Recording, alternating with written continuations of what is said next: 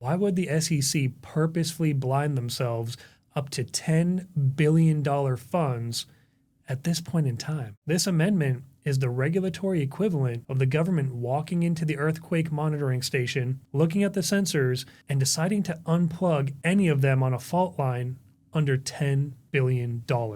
The SEC tries to justify this in their proposal by stating that even with these massive blind spots, they're still going to collect information on over 80% of hedge fund gross assets. But as a strategist, I have to point out a fatal flaw in the math.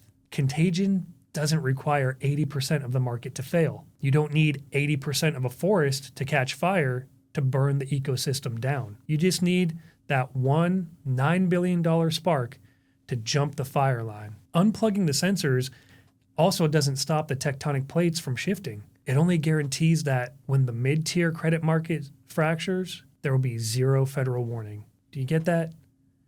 Zero warning. Why would the SEC purposefully blind themselves up to $10 billion funds at this point in time? Do we really think they're doing this to just cut red tape?